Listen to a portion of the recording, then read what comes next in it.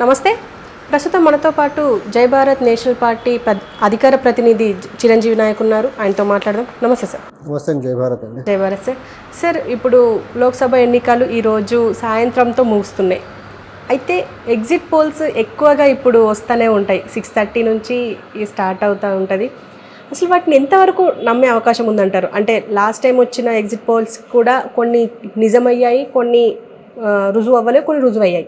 కానీ ఈసారి చెప్పేటి ఎలా ఉండబోతున్నాయి, మీకేమనిపిస్తుంది? అంటే ఒకటండి, ఇప్పుడు జనరల్గా ఒకప్పుడు ఎగ్జిట్ పోల్స్ అంటే చాలా క్రెడిబుల్గా ఉండేవి. ఎప్పుడైతే ఈ ఏజెన్సీస్లో నెపోటిజం ఆర్ కరప్షన్ పర్సంటేజ్ పెరిగిందో, కరప్షన్ పర్సంటేజ్ పెరిగితే ఏ ఆర్గనైజేషన్ కూడా వర్క్ ఎఫిషియన్సీ తగ్గిపోతుంది, నెపోటిజం పెరిగిపోతూ ఉంది. సో డిఫాల్ట్గానే వాళ్ళు ఎవరికైతే కొమ్ము కాస్తున్నారో వాళ్ళకి అనుకూలంగా ఇస్తారు.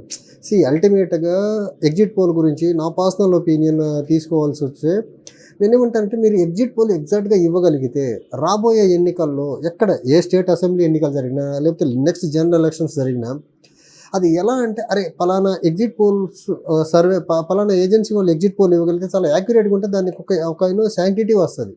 అలా కాకుండా డబ్బు తీసుకొని ఊరు పేరు లేని సంస్థను ఒకదాన్ని రిజిస్టర్ చేసేది ఇది ఎగ్జిట్ పోల్ అని మీరు మభ్యపెట్టడం వల్ల దానివల్ల ఉపయోగం ఏముంది? మీకు పేరైతే రాదు కదా. ఇప్పుడు లాస్ట్ టైం మనం చూసాము, అంతకుముందు లగడపాటి గారి సర్వే అంటే ఒక క్రెడిబిలిటీ ఉండే తెలుగు రాష్ట్రాలు. ఒక్కసారి ఎప్పుడైతే 2019లో ఒక రాంగ్ ప్రిడిక్షన్ ఇచ్చారో ఆయన ఈరోజు బయట మీడియా ముందుకు వచ్చి ఫ్రీగా ఎలక్షన్స్ గురించి మాట్లాడే పరిస్థితి లేదు. అంటే ఒక్కసారి క్రెడిబిలిటీ మనిషి కోల్పోతే సమాజం అతన్ని ఎలా చూస్తుంది, ఆ సంస్థను ఎలా చూస్తుంది అనే దానికి బెస్ట్ ఎగ్జాంపుల్ ఇది. అందుకని నేను ఏ ఎగ్జిట్ పోల్ అన్నా రేపు ఈరోజు 6:30 తర్వాత ఇవ్వబోయే ఏ ఎగ్జిట్ పోల్స్ ఏజెన్సీ కన్నా try to give the best and accurate. If you are not in a position to give the best and accurate, just leave the space, someone will come అనమాట. ఎవరైతే బెటర్గా యాక్యురేట్గా రిజల్ట్ ఇవ్వగలరో వాళ్ళు వస్తారు. మీ దగ్గర accuracy లేనప్పుడు, మీరు best ఇవ్వలేనప్పుడు so ఆ స్పేస్ని waste చేయొద్దు అంటాను నేను. సో ఏ ఏజెన్సీ అయినా కానివ్వండి. అది ఇప్పుడు అంతకుముందు నిల్సన్ అనేసి ఒక సర్వే ఏజెన్సీ ఉండేది. వాళ్ళ ప్రొడక్షన్స్ మోర్ ఆర్ లెస్ కొంచెం యాక్యురేట్గా ఉంటాయి. అలానే India Today more or less యాక్యురేట్గా ఉంటాయి. తెలుగు రాష్ట్రాల్లో కొన్ని నేమ్స్ కొన్ని సర్వే ఏజెన్సీస్ ఉన్నాయి, అలా యాక్యురేట్గా ఉంటాయి. కొంతవరకే యాక్యురసీ కొంతమందివే ఉన్నాయి. ఇప్పుడు మిగిలిన వాటికి అంత శాంక్టిటీ లేదు. వీళ్ళు ఏదో డిటిపి వర్క్ చేసేయడము, ఏజెన్సీ పేరు అనేసి. ఇప్పుడు నేను నా ఫ్రెండ్ ఒకతను ఐపీఎస్ ఉన్నాడు, నేను తనతో మాట్లాడా.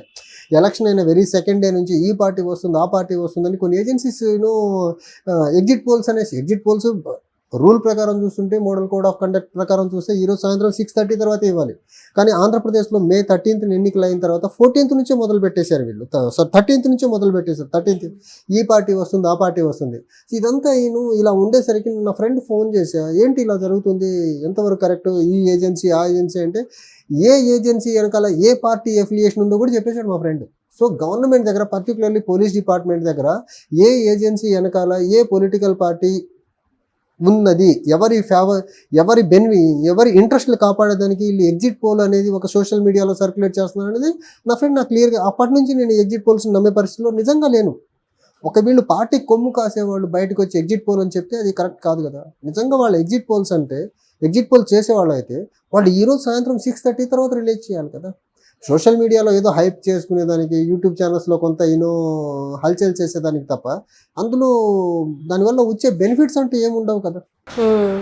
దానివల్ల ఒక బ్యాడ్ ప్రెసిడెంట్ని మన సొసైటీలో ఇంకా వస్తుంది. ఏంటంటే ఈ బెట్టింగ్ వేసే బ్యాచ్ కూడా ఒకటి తయారైపోతుంది సమాజంలో. ఇప్పుడు వాళ్ళు ఈ అనవసరమైన చిన్న ఊరు పేరు లేని ఎగ్జిట్ పోల్ కంపెనీస్ని బేస్ చేసుకొని వేసేస్తే ఖచ్చితంగా రేపు బెట్టింగ్లో వాళ్ళు డబ్బులు కోల్పోతారు. బెట్టింగ్ వేయడమే రాంగ్, కానీ వేసి డబ్బులు కోల్పోతే వాళ్ళ కుటుంబాలు ఇబ్బందులు పాలవుతాయి. సో ఏదన్నా ఇలాంటివి ఒక ఎనాలిసిస్ ఇచ్చే ముందు మీ క్రెడిబిలిటీ చాలా చాలా ఇంపార్టెంట్. సో మీ క్రెడిబిలిటీ పోయే పనులు చేయొద్దు. నేను ఎవరికైనా చెప్పేది అదే.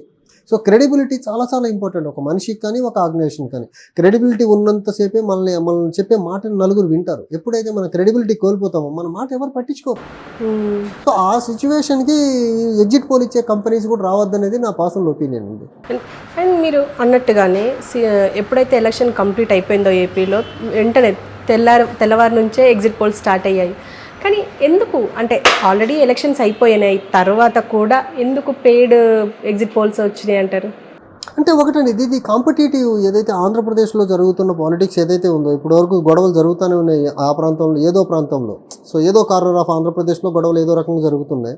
సో ఇలాంటి కాంపిటేటివ్ పబ్లికేషన్స్ వల్ల, కాంపిటేటివ్ ఎగ్జిట్ పోల్ పబ్లికేషన్స్ వల్ల జరిగే అనర్థం ఏంటంటే, ఈ పార్టీల యొక్క ఏ పార్టీ ఓడిపోతే ఆ పార్టీ మనుగడ కష్టం అవుతుందనే ఒక అభిప్రాయంతో ఆంధ్రప్రదేశ్ ప్రజలు ఉన్నారు ఇప్పుడు. సో పార్టీ మనుగడ బతకాలి, ఎలక్షన్లో మనం ఓడిపోయినా అంటే ఈ రకంగా ప్రజల్ని మభ్యపెట్టాలి, ప్రజల్ని మోసం చేయాలా, క్యాడర్ని కూడా మోసం చేయాలా. ఏదో ఒక పార్టీనే రేపు గెలుస్తుందండి, లేకపోతే ఒక కూటమి గెలుస్తుంది, లేకపోతే ఒక పార్టీనే గెలుస్తుంది, మిగిలిన వాళ్ళు ఓడిపోతారు కదా. ఓడిపోయిన వాళ్ళతో క్యాడర్ ఇంటాక్ట్గా ఉండాలి, పార్టీతో సేల్ అవ్వాలంటే ఇలాంటి ఎగ్జాజరేషన్, ఇలాంటి మ్యానిపులేటివ్ థింగ్స్ చేయాలని పూనుకున్నారు వాళ్ళు. సో వాళ్ళ పార్టీ స్వలాభాల కోసం ఇదంతా చేయిస్తున్నారు.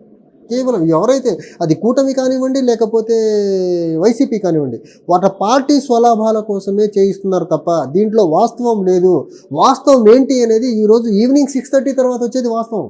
ఓకే, ఇప్పుడు వరకు జరిగిందంతా ట్రాష్, అది డస్ట్బిన్లో పడాల్సిన మ్యాటర్. అది వాటిని బేస్ చేసుకొని మనం ఒక అనాలిసిస్కి, ఒక కంక్లూషన్కి రాలేము. ఈరోజు వచ్చే దాని మీద ఏవైతే మెయిన్ స్ట్రీమ్ మీడియాలో ఈరోజు ఎగ్జిట్ పోల్స్ అనేవి వస్తాయో, దాంట్లో వచ్చే వాటిలో క్రెడిబుల్ ఉన్న ఏజెన్సీస్ ఏమున్నాయి, ఆ క్రెడిబుల్ ఏజెన్సీస్ వాటిని కొంత నమ్మేదానికి ఆస్కారం ఉంటుంది. ఇప్పుడు వరకు పబ్లిష్ చేసిన వాటిలో అసలు వాళ్ళకి ఎగ్జిట్ పోల్ అంటే డెఫినేషన్ కూడా తెలియని వాళ్ళు ఎగ్జిట్ పోల్ రిలీజ్ చేశారండి. ఓకే, అసలు ఎగ్జిట్ పోల్ ఎవరు కండక్ట్ చేస్తారో, ఎప్పుడు కండక్ట్ చేస్తారో తెలియని వాళ్ళు కూడా ఇది ఏజెన్సీ, మేము ఎగ్జిట్ పోల్ కండక్ట్ చేశామని సోషల్ మీడియాలో సర్క్యులేట్ చేస్తూ ఉన్నారు. అది pathetic part. Okay. And election అంటే ఇప్పుడు ఎప్పుడైతే ఎలక్షన్ కంప్లీట్ అయిపోయిందో అందరికీ ఒక ఉత్సుకత ఉంది. ఎందుకంటే ఎవరు గెలుస్తారు, కూటమి వస్తుందా, వైసీపీ వస్తుందా, లేకపోతే దేశంలో అయితే బీజేపీ వస్తుందా, ఇంకా వేరే కాంగ్రెస్ పార్టీ వస్తుందా అని చెప్పేసి. కానీ ఏంటి, చాలామంది వెయిట్ చేస్తున్నారు. కానీ ఇప్పుడు 6:30 తర్వాత వచ్చే ఎగ్జిట్ పోల్స్ ఎంతవరకు నిజమయ్యే అవకాశం ఉంటుంది మీ అంటే నేను చెప్తున్నాను కదండి, డిపెండ్స్ అని. ఇప్పుడు నిల్సన్ అనే ఒక ఇండియా టుడే ఉంది, తర్వాత ఆస్థాక్ వాళ్ళు ఉన్నారు, కొన్ని ఏజెన్సీస్ ఉంటాయి, వాళ్ళు కొంచెం యాక్యురేట్గా ఇస్తారు. సో వాళ్ళు పొలిటికల్గా, ఇప్పుడు ఇండియా టుడే ఉంది, మీడియాలో ఉన్నారు, ఆస్థాక్ ఉంది, మీడియాలో ఉన్న, వీళ్ళందరూ మీడియాలో ఉన్నా ఎవరో ఒకళ్ళు కొంత కొమ్ముగా వస్తారు. ఎంత అవునన్నా ఎంత కాదన్నా ఇది నిజం. అన్ని మీడియా సంస్థలు ఏదో పార్టీకి అఫిలియేట్ అయి ఉన్నాయి. ఎంత అఫిలియేట్ అయ్యున్నా కానీ కొంత నంబర్ని అటు ఇటు చేసి ఎగ్జిట్ పోల్ని ఇస్తారు. ఒకప్పుడు ఫర్ ఎగ్జాంపుల్ ఒక పార్టీకి 150 సీట్లు వస్తున్నాయి అనుకోండి, వాళ్ళు కొమ్ము కాసే పార్టీ అయితే దాన్ని 170 చేయొచ్చేమో. 170 చేసిన రిజల్ట్లో 115 వస్తాయి. ఇది మేము చెప్పిన దానికి దగ్గరగా వచ్చింది అంటారు, కానీ మేము చెప్పిన నెంబర్ ఎగ్జాక్ట్గా వచ్చిందని చెప్పే పరిస్థితి ఎవరికీ లేదు. So it's all depends on credibility of organization అండి.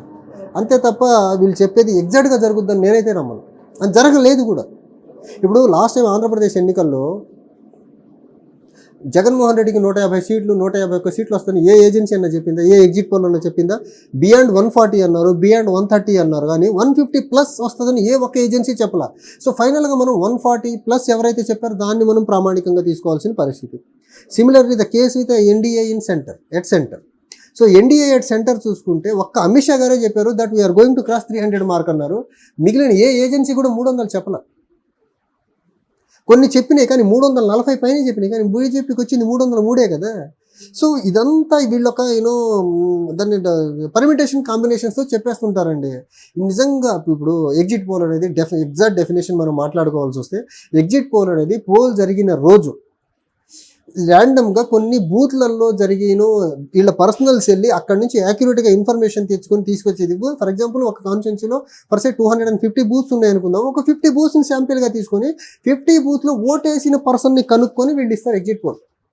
కానీ ఇప్పుడు మీరు సోకాల్డ్ ఈ సోషల్ మీడియాలో సర్క్యులేట్ చేస్తున్న వాళ్ళకి బూతుల దగ్గరికి వెళ్ళి డేటా తీసుకునేంత మ్యాన్ పవర్ వీళ్ళ దగ్గర ఉందా? మరి వీళ్ళ దగ్గర అంత మ్యాన్ పవరే లేనప్పుడు వీళ్ళు ఇచ్చే ఎగ్జిట్ పోల్ని మనం ఎగ్జాక్ట్ పోల్ నెంబర్ అవుతుంది ఎలా నమ్ముతాం చెప్పండి? సో ఎగ్జిట్ పోల్ అనేది గివెన్ పోలింగ్ డే రోజు సర్వే చేసి తెలుసుకునే, ప్రతి ఓటేసి వచ్చిన ఓటర్ని కనుక్కొనేసేది ఎగ్జిట్ పోల్. అంత మ్యాన్ పవర్ లేని ఏజెన్సీస్ ఎగ్జిట్ పోల్ అంటే ఎలా నమ్మాలి వీళ్ళని అసలు మనం? ఓకే సార్, థ్యాంక్ యూ అండి.